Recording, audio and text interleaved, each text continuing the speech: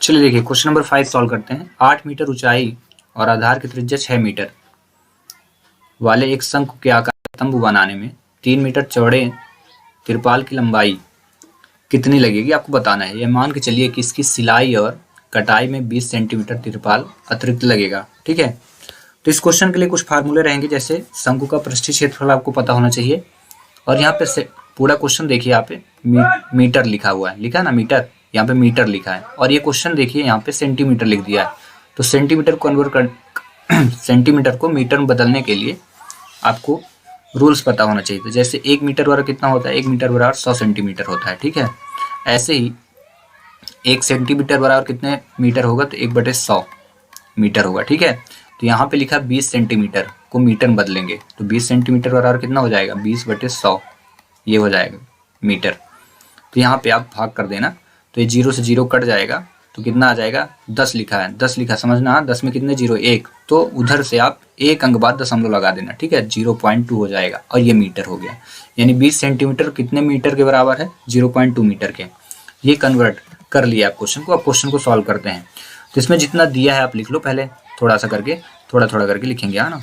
दिया है सोल्यूशन। ठीक है, तो दिया क्या है आपको, 8 मीटर ऊंचे, यानी एच की वैल्यू दी है 8 मीटर। ठीक है, 8 मीटर दी है और आधार की त्रिज्या दी है, यानी आर की वैल्यू भी दी है 6 मीटर। अब पृष्ठीय क्षेत्रफल जब निकालेंगे तो उसको क्या फार्मूला क्या होता है, पृष्ठीय क्षेत्रफल का पाई आर एल होता है। ठीक है ना, तो यहाँ लिखेंगे, देखो पाई आर एल निकालना है। यहाँ पे लिख देता हूँ मैं फार्मूला। शंकु का पृष्ठीय क्षेत्रफल क्या होता है, शंकु का CSA ऑफ कोण लिख देता हूँ शॉर्ट फॉर्म में। ठीक है, CSA ऑफ कोण। तो यहाँ पे देखो, एक मिनट, यहाँ लिखता हूँ CSA ऑफ कोण। इसको मतलब बोलते हैं शंकु का पृष्ठीय क्षेत्रफल क्या होता है, पाई आर एल। अब इसमें देखेंगे तो आपको वैल्यू क्या दी है, रखने के लिए क्या होना चाहिए, आर चाहिए, एल चाहिए। तो आपके पास आर तो है लेकिन एल नहीं है, तो एल को फाइंड करते हैं। एल क्या बोलते हैं, स्लैंट हाइट बोलते हैं। ठीक है, यानी तिर्यक ऊंचाई। तो आप क्या करिए, पहला काम वही एल निकाल। तो एल का फार्मूला क्या होगा, L is equal under root क्या होता है, H square plus R square. ठीक है, ये रख दिए। देन एच की वैल्यू पुट करिए, तो एच कितना है 8, तो 8 का स्क्वायर प्लस ये देखिए, और आर की वैल्यू 6 है, तो 6 का स्क्वायर। ठीक है, देन यहाँ पे लिखिए 8 का स्क्वायर 64 हुआ, और 6 को 2 बार गुणा करेंगे तो 36 होगा। देन दोनों को ऐड करिए तो कितना हुआ, 100 हुआ। ठीक है, ये 36 है। स्क्वायर आता है ना, नहीं आता है तो आप सीख लेना भाई।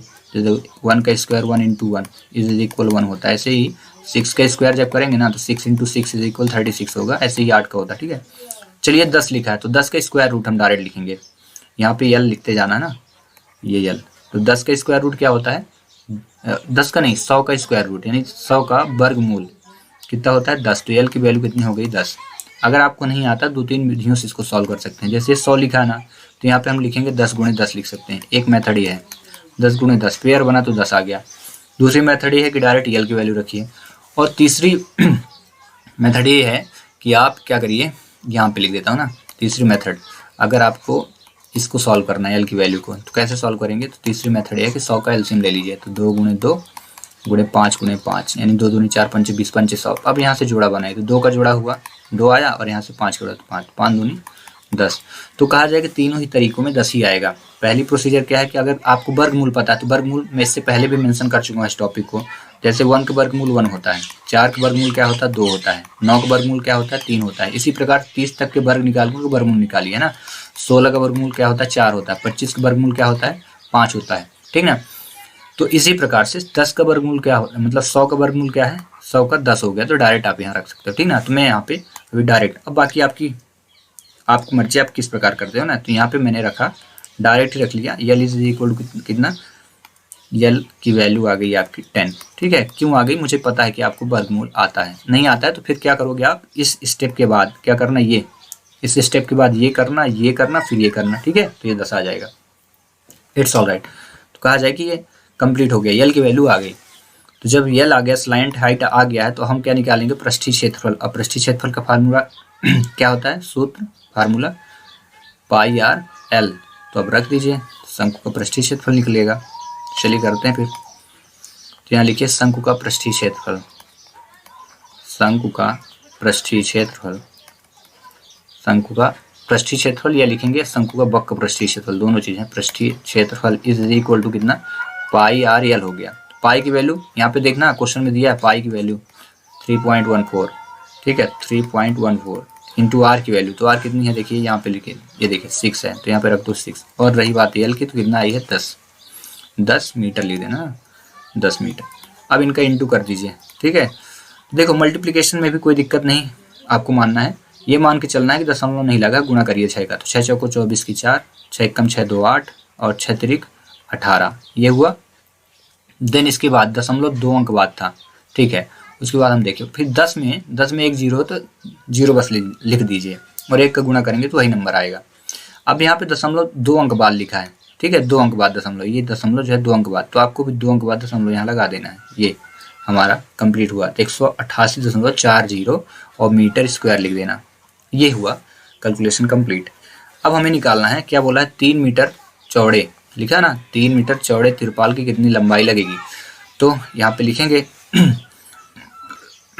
तिरपाल के अतिरिक्त लंबाई, यहाँ लिख देना तिरपाल या आवश्यक तिरपाल की लंबाई, 1 मिनट, ठीक है वेट, चलिए अब यहाँ पे हम लिखते हैं आवश्यक तिरपाल की लंबाई, आवश्यक तिरपाल की लंबाई required length of tarpaulin is equal to, कितना लिखेंगे, जितना ये क्षेत्रफल लिखा है, तो 188.40 और डिवाइड क्या करेंगे 3 मीटर, ठीक है, और प्लस ये लिखेंगे 20 सेंटीमीटर, ठीक है। देन इसके बाद ये मीटर में है, ध्यान रखना ये मीटर में है, अब वो सेंटीमीटर में था, तो अब उसको हम क्या करेंगे, चेंज कर देंगे, इसको भाग कर दीजिए आप तुरंत, 3 छंग 18, फिर 3 दूनी 6, 2 बचा तो 24 हुआ, 3 अठे 24 जीरो, और 2 अंक बाद दशमलव लगा दें, ठीक ना। जब कभी दशमलव के भाग करने की बात आए ना, तो एक चीज याद रखो, मान लो दशमलव है ही नहीं और 3 से प्यारा सा भाग कर डालिए, जितने अंक से भाग करना हो, तो 3 छंग 18, ये हुआ, कट गया 8 आया, 3 दूनी 6, 2 आया 24, 3 अठे 24, ये देखिए, ये मान के चलिए कि दशमलव है नहीं, जीरो तो जीरो लगा दीजिए, अब देखो इतने ही आए। अब फिर इसमें काउंट कर लेना, भाग करने के बाद दशमलव कितने अंक बाद था, 2 अंक बाद, तो पीछे से आ जाएगी, यहाँ पे 2 अंक लगा दीजिए, भाग इजिली हो जाता है, ठीक ना। बहुत चिंतित नहीं होना है दशमलव वाले भाग को लेकर के, मान के चलिए कि भाग में दशमलव लगा ही नहीं है, ठीक ना, और क्वेश्चन को आसानी से आप पहले सॉल्व कर लो, उसके बाद लगा देना ना, ठीक है, इनफ।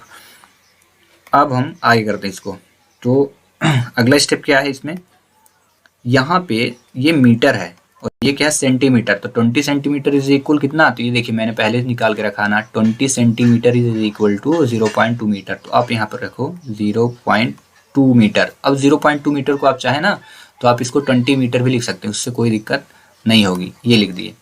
चलिए अब इसको पॉइंट को ऐड करना है, तो पॉइंट को ऐड करने के लिए देखिए कैसे ऐड करते हैं, 62.80 और ये पॉइंट से रखना, पॉइंट से उठा करके, तो पॉइंट ये लगा था, ये तो पॉइंट उठा, इधर 0 तो 0, उधर 2 है तो 2 और ऐड करिए, तो 0 8 2 10 की 0 और 2 1 3, तो ये 63। अब यहाँ पे आप रख दो 63 मीटर, 63.00 मीटर, या इसी को आप लिख देंगे, दशमलव के बाद जीरो की वैल्यू नहीं होती, तो 63 मीटर हो गया और ये क्वेश्चन होगा सॉल्व, ठीक ना। एक चीज याद रखना, यहाँ पे मीटर स्क्वायर था ऊपर और नीचे क्या था, मीटर था, क्योंकि ये दोनों कट जाएंगे तो लास्ट में फिर ये मीटर आता है, ठीक ना। और इस प्रकार ये क्वेश्चन हो जाएगा सॉल्व, ठीक ना।